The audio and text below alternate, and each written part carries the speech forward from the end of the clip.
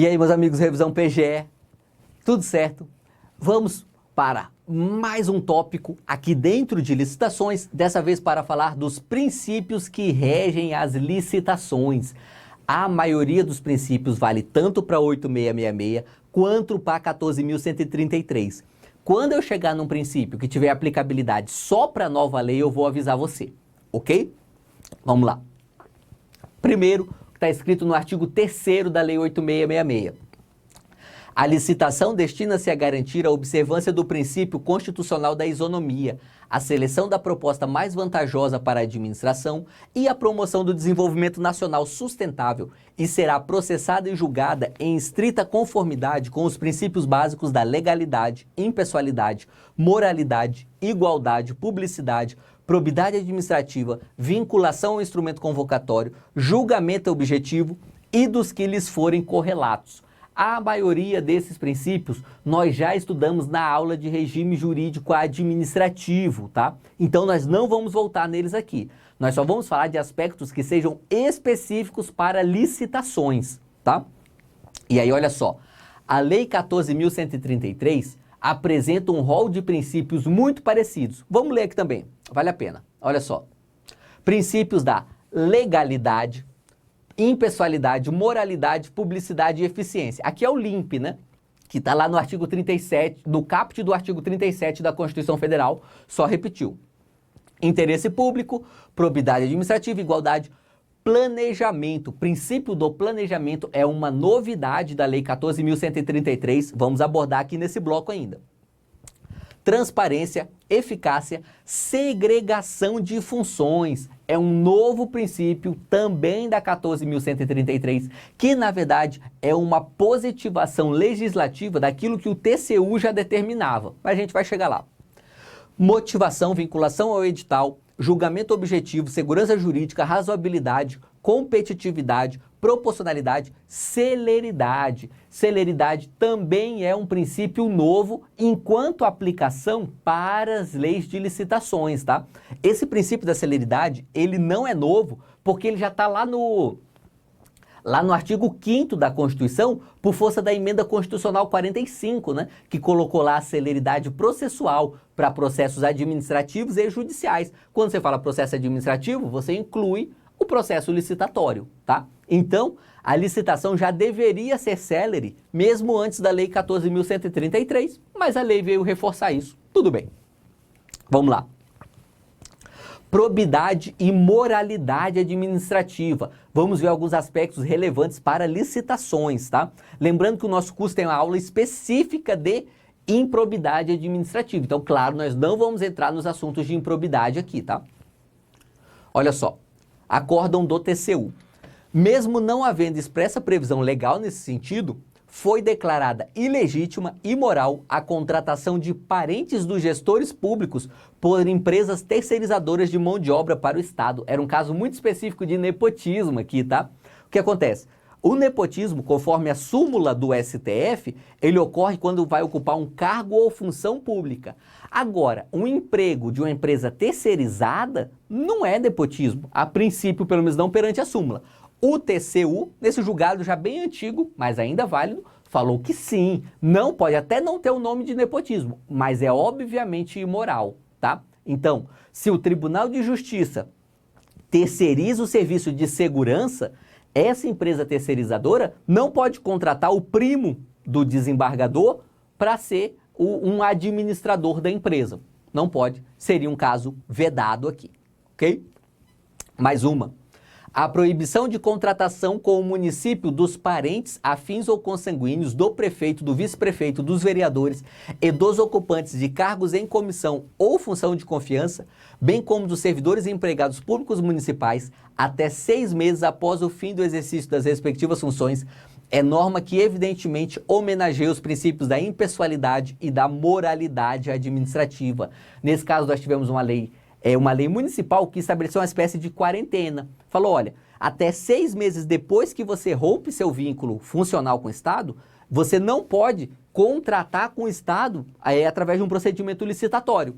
O STF falou, legal essa norma, tá válida. O STF julgou válido essa quarentena criada por uma lei municipal. Mais um julgado, dessa vez do STJ, não pode participar de procedimento licitatório a empresa que possuir em seu quadro de pessoal servidor ou dirigente de órgão ou entidade contratante ou responsável pela licitação. O fato de estar o servidor licenciado à época do certame não ilide a aplicação do referido preceito legal. Esse julgado também é interessante, tá? Existe norma falando o seguinte, olha, não pode contratar com a administração pública se você for parte da empresa e ao mesmo tempo servidor público. Essa empresa não pode ser contratada. Ok. Agora, e se você, servidor público, pede licença? Pensa no meu caso, sou procurador no estado do Mato Grosso.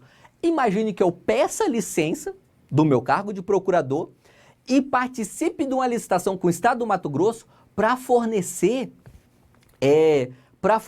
cursos de instrução jurídica para os servidores públicos. Pode? Não pode. Mesmo eu estando licenciado, eu mantenho o meu vínculo funcional com o Estado. Se eu pedir exoneração do cargo, aí sim, aí rompe o vínculo. Agora, esse licenciamento não rompe vínculo. A gente vai estudar melhor esses licenciamentos lá na aula de agentes públicos, né? Não dá para falar tudo em uma aula só, claro. Então, por isso, os assuntos especiais ficam para as aulas especiais. Então, lá você vai ver que todas as licenças que um servidor público pede, nenhuma delas rompe o vínculo com o serviço público, ok? Vamos lá. Mais um princípio, vinculação ao instrumento convocatório. Princípio que já era válido na 8666, continua plenamente válido na 14.133. Olha o que a 8666 fala. A administração não pode descumprir as normas e condições do edital, ao qual se acha estritamente vinculada. Então, o edital não é lei da licitação só para as partes, só para os licitantes, também é para a administração pública. Parágrafo 4º do artigo 21. Qualquer modificação no edital exige divulgação pela mesma forma que se deu o texto original, reabrindo-se o prazo inicialmente estabelecido, exceto quando, inquestionavelmente, a alteração não afetar a formulação das propostas. A Lei 14.133, mesmo mudando uma palavra ou outra, diz exatamente a mesma coisa. Falou, ó, eventuais modificações do edital implicarão nova divulgação na mesma forma de sua divulgação inicial, além do cumprimento dos mesmos prazos dos atos e procedimentos originais, exceto quando a alteração não comprometer a formulação das propostas, tá? Em regra, aqui no nosso curso, quando a Lei 8666 tem a mesma redação da 14.133, eu não trago as duas em aula, tá? Eu só trouxe nesse caso para demonstrar, mas para a nossa aula ficar mais dinâmica e não repetitiva, beleza? Mas eu vou avisando vocês se tem alguma diferença. Nesse caso, como você viu, não tem diferença alguma. Julgamento objetivo, mais um princípio específico para licitações. Artigo 44 da 8666. No julgamento das propostas, a comissão levará em consideração os critérios objetivos definidos no edital ou convite, os quais não devem contrariar as normas e princípios estabelecidos por esta lei, tá? Tá na 8666, mas é válido na 14.133. Parágrafo 1º. É vedada a utilização de qualquer elemento, critério ou fator sigiloso, secreto, subjetivo ou reservado que possa, ainda que indiretamente, elidir o princípio da igualdade entre os licitantes. Perfeito, não tem? A redação, inclusive, é muito boa e clara, não tem nada a acrescentar. Princípio da igualdade e da competitividade. Olha o que diz aqui na Lei 14.133. Artigo 9º. É vedada ao agente público designado para atuar na área de licitações e contratos, ressalvados os casos previstos em lei. Ou seja, para garantirmos aqui então o princípio da igualdade e da competitividade, nós temos algumas proibições para os agentes públicos que participam do procedimento licitatório. Não como licitante, tá? É para o agente público que participa na condição de agente público mesmo. Ele organiza a licitação. Olha quais vedações ele tem. Inciso 1. Admitir, prever, incluir ou tolerar nos atos que praticar situações que comprometam, restringam ou frustrem o caráter competitivo, direcionar a licitação para um licitante específico, exemplo clássico aqui, estabeleçam preferências ou distinções em razão da naturalidade, da sede ou do domicílio dos licitantes. Veja, a origem do licitante pode ser relevante para fins de desempate, até para fins de margem de preferência, nós veremos daqui a pouco. Fora isso, não. Fora isso, não podemos ter preferências ou distinções entre os licitantes. Sejam impertinentes ou irrelevantes, tá? Toda regra que está em uma licitação, ela deve contribuir para os objetivos da licitação, quais sejam buscar a proposta mais vantajosa, garantir isonomia entre os particulares, garantir o desenvolvimento nacional sustentável, evitar sobrepreço e superfaturamento, tá? Qualquer regra em um edital que não cumpre um desses objetivos é uma regra impertinente ou irrelevante. Portanto, não deve estar lá. O agente público que colocou se fez com o dolo de alguma forma dificultar a participação de pessoas ou dificultar o próprio procedimento licitatório, pode ser responsabilizado por isso. Inciso 2 do mesmo artigo 9º. É vedado estabelecer tratamento diferenciado de natureza comercial, legal, trabalhista, previdenciário ou qualquer outra entre empresas brasileiras e estrangeiras, tá? É possível diferenciação entre empresa brasileira e estrangeira? É possível só no caso de desempate e margem de preferência, tá? Fora isso, é absolutamente vedado aqui pelo artigo 9º. Um julgado do STF.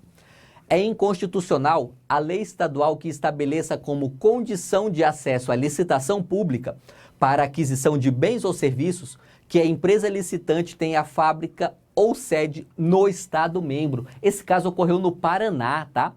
O Paraná, a fim de beneficiar sua indústria, criou umas regras que as indústrias sediadas no Paraná, e aí podia valer indústria automotiva, enfim, diversos setores, elas tivessem vantagens nas licitações do estado do Paraná.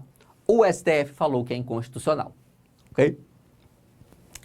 A primeira jornada de direito administrativo, se você ainda não conhece, deve conhecer, são 40 enunciados feitos no ano de 2020 por um conjunto de doutrinadores que se reuniram se reuniram sobre a organização do Conselho da Justiça Federal, mas embora seja o Conselho da Justiça Federal, não é jurisprudência, tá? Jornada de direito administrativo é conteúdo doutrinário puramente. São 40 enunciados. O enunciado 29 é importante para a gente aqui. Olha só. A administração pública pode promover comunicações formais, tá? Com potenciais interessados. Este diálogo público-privado deve ser registrado no processo administrativo e não impede o particular colaborador de participar em eventual licitação pública. Ou seja, se a administração conversa com empresas, com pessoas, para descobrir qual é o melhor método, como ela deve fazer aquela licitação, enfim, como ela deve contratar aquele tipo de objeto, isso não é ilegal e não impede as empresas e pessoas com as quais a administração pública conversou de participar da licitação, tá? Esse enunciado, ele veio antes da modalidade diálogo competitivo, estar positivada no Brasil agora pela 14.133. Mas o que esse enunciado prevê é algo parecido com essa modalidade de licitação, tá? Nós estudaremos essa modalidade na aula seguinte e você verá que ela também é composta por um sistema em que a administração pede para os agentes privados colaborarem a fim de definir qual é o melhor objeto a ser contratado, ok? Uma pergunta aqui agora é um pouquinho difícil de ser respondida, tá? Porque tem muitos detalhes e a gente tem que fazer um estudo comparado entre a lei antiga e a lei nova.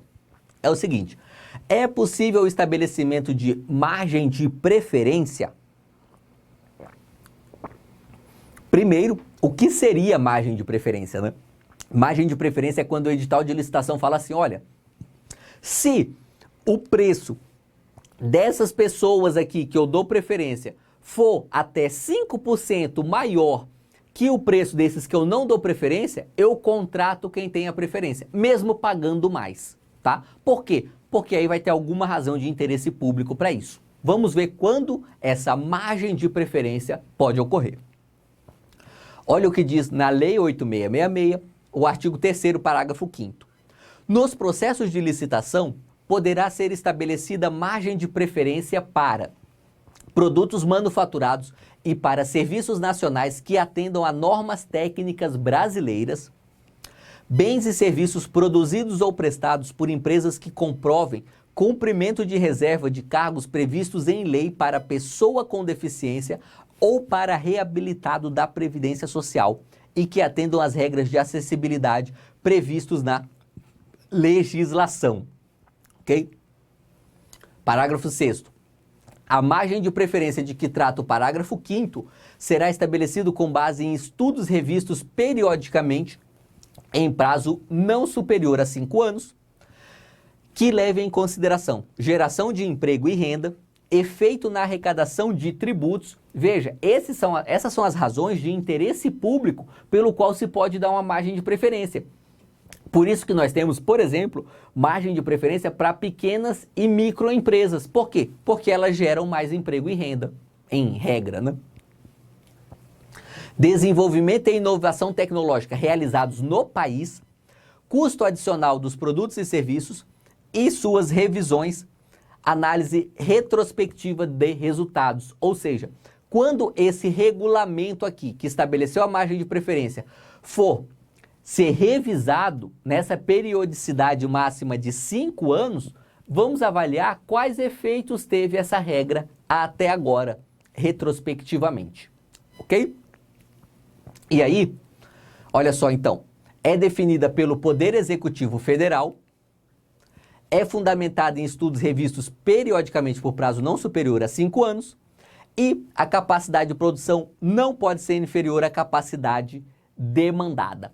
Isso é o regramento da Lei 8.666. Vamos ver agora o regramento da 14.133 e depois uma tabelinha comparando ambas. Olha só, 14.133, artigo 26. No processo de licitação, poderá ser estabelecida margem de preferência para produtos manufaturados e serviços nacionais que atendam a normas técnicas brasileiras, exatamente igual aqui, né? Não mudou nada. Mas o inciso 2, relevante. Bens reciclados, recicláveis ou biodegradáveis conforme regulamento. Esse inciso 2, ele privilegia o meio ambiente. Falou o seguinte, olha, a gente pode dar margem de preferência, então, para aqueles produtos que têm um impacto ambiental menor ou impacto ambiental favorável, tá? E aí, são bens reciclados ou recicláveis ou mesmo biodegradáveis. Então, pensa o seguinte, cria-se, vamos lá, canudo, ótimo. Nós temos o tradicional canudo de plástico e nós temos o canudo de papel, que é mais caro, só que ele é biodegradável, ele é ecologicamente superior. A administração pública pode estabelecer em uma licitação que vai falar, olha, a gente aceita pagar um pouco mais pelo canudo de papel na comparação com o canudo plástico, porque ele é biodegradável, porque ele é melhor para o meio ambiente, ok? E aí olha o parágrafo 1º. A margem de preferência de que trata o caput deste artigo será definida em decisão fundamentada do Poder Executivo Federal, tá? Poderá ser de até 2% e pode ser aplicado para os membros do Mercosul também, não só para empresas nacionais, tá? Também, portanto, para empresas do Uruguai, do Paraguai e da Argentina e também da Venezuela, né, que faz parte do Mercosul. Veja que não tem mais aquela obrigatoriedade de revisão a cada 5 anos, tá? Aquela obrigatoriedade é só para a Lei 8.666, para a Lei 14.133 não tem. E aí, olha aqui a nossa tabela comparativa para as regras de preferência, tá? É definido pelo Poder Executivo, na 8.666, é definida pelo Poder Executivo Federal para cada produto ou serviço, fundamentada em estudos que são revistos a cada prazo de, no máximo, 5 anos, e a capacidade de produção não pode ser inferior à capacidade demandada, a fim de manter a economia de escala. Ou seja, se o Brasil ou aquelas empresas que a gente pretende que tenham preferência só produzem 100 mil de determinado produto e a administração pública quer contratar 500 mil, aí não há por que ter margem de preferência, tá? Porque a capacidade de produção é inferior ao que a administração pública está demandando. Na nova lei, também é definido pelo Executivo Federal, não há a previsão de que seja para cada produto ou serviço, tá? Mas embora não tenha essa previsão na lei, a gente entende que também deve ser, porque não dá para você criar uma margem de preferência genérica, você tem que especificar os casos, né? Não há previsão de periodicidade para revisão, tá? Não tem mais essa previsão de 5 anos. A capacidade de produção não pode ser inferior à capacidade demandada, ok? Seguindo a nossa comparação aqui, item 4.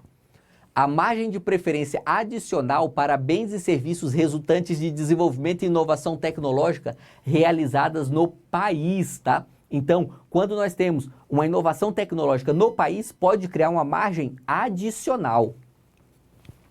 As margens de preferência não podem ultrapassar o montante de 25% e as margens podem ser estendidas para o Mercosul. Já na nova lei, a margem de preferência adicional para bens e serviços resultantes também de inovação tecnológica no país, só que a margem de preferência não pode ultrapassar 10%, exceto para aqueles resultantes de desenvolvimento e inovação tecnológica no país. E aí pode chegar a 20%, tá? Então, na Lei 8666, a margem de preferência podia ir a até 25%. Agora, com a Lei 14.133, só pode ir até 20%. A questão do Mercosul é a mesma. Essa margem de preferência pode ser estendida para os países do Mercosul, ok? Mais um princípio é o princípio do sigilo das propostas.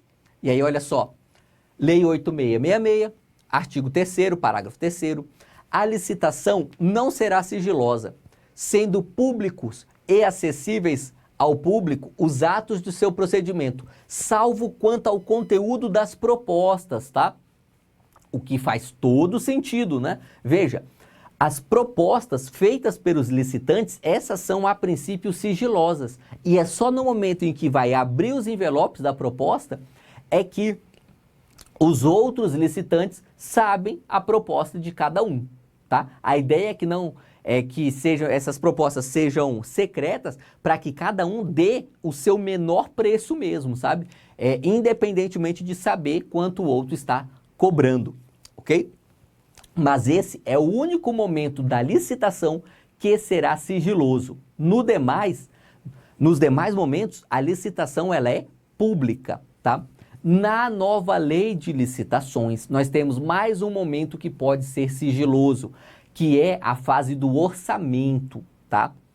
Quando a administração pública vai lá, faz sua pesquisa de preços para saber qual é o preço médio de mercado daqueles itens que está querendo contratar, esse orçamento ele pode ficar secreto, tá? Para quê? Para não influenciar nas propostas dos licitantes e os licitantes acabarem colocando preços mais altos, tá? Isso pode acontecer, é uma previsão da nova lei, mas tem que ser devidamente justificado.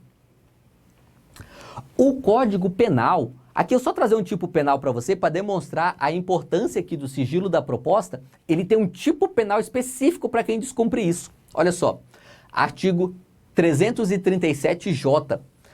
Devassar o sigilo da proposta apresentada em processo licitatório ou proporcionar a terceiro o ensejo de devassá-lo. Pena, detenção de 2 a 3 anos e multa. Lembrando que nesse aspecto aqui, a Lei 8666 já está revogada, tá? Quanto aos tipos penais. Então aqui a gente já vai aplicar a nova Lei de Licitações. Que a nova Lei de Licitações, nesse aspecto, alterou o Código Penal, né? Por isso que eu já trouxe aqui a redação atual do Código Penal. Ok. Esses princípios que vimos até agora, eles valem tanto para 8666 quanto para a nova Lei de Licitações. Vamos agora para um princípio inédito da nova Lei de Licitações, que é o princípio do planejamento. E ele vai falar o seguinte para a gente. Artigo 12, inciso 7. A partir de documentos de formalização de demandas, os órgãos responsáveis pelo planejamento de cada ente federativo poderão, na forma de regulamento, elaborar plano de contratações anual com o objetivo de racionalizar as contratações dos órgãos e entidades sob sua competência, garantir o alinhamento com o seu planejamento estratégico e subsidiar a elaboração das respectivas leis orçamentárias. Qual é a ideia aqui? Pelo princípio do planejamento, o legislador deseja que o gestor planeje melhor as contratações públicas e não faça contratações descontextualizadas, sem saber exatamente para onde a administração está indo. Então a ideia é que nós tenhamos um documento único do órgão, que seja aqui esse plano de contratações anual e que ele estabeleça quais as contratações que aquele órgão prevê para o ano seguinte. E assim a gente já possa fazer essas licitações de forma planejada. Essa é a ideia aqui, tá? E aí olha o que diz o parágrafo 1º do artigo 12. O plano de contratações anual, de que trata o inciso 7 do caput deste artigo, deverá ser divulgado e mantido à disposição do público em sítio eletrônico oficial e será observado pelo ente federativo na realização de licitações e na execução dos contratos, ok? Mais um princípio para a gente é o princípio da segregação de funções, também um princípio novo da 14.133. Olha só, parágrafo 1º do artigo 7º. A autoridade referida no caput deste artigo deverá observar o princípio da segregação de funções, vedada a designação do mesmo agente público para atuação simultânea em funções mais suscetíveis a risco, de modo a reduzir a possibilidade de ocultação de erros e de ocorrência de fraudes nas respectivas contratações. A ideia aqui é a seguinte: se você coloca um único agente público para cuidar da licitação como um todo, não vai ter ninguém para verificar eventuais erros dele, e caso ele decida fraudar algo, não tem ninguém também para verificar que ele está fraudando, tá? Por isso, é um princípio agora administrativo para licitações a segregação de funções. Então, quem cuida ali da fase de habilitação, preferencialmente, não deve ser a mesma pessoa que vai cuidar da fase de julgamento de proposta, sabe? Nós devemos ter pessoas diferentes cuidando de aspectos diferentes da licitação. A ideia é que com isso um possa verificar eventuais erros dos outros e também evitar a corrupção, né? Já que você vai ter que ter mais gente para entrar dentro do mesmo esquema de corrupção, dificultando assim esses atos ilícitos, tá? Esse é o objetivo da lei. O TCU já determinava isso daqui mesmo para a Lei 8666, tá? O que a 14.133 fez foi positivar aquilo que as decisões do Tribunal de Contas da União já falavam, beleza? Esses são os princípios em licitações. É isso aí e vamos juntos!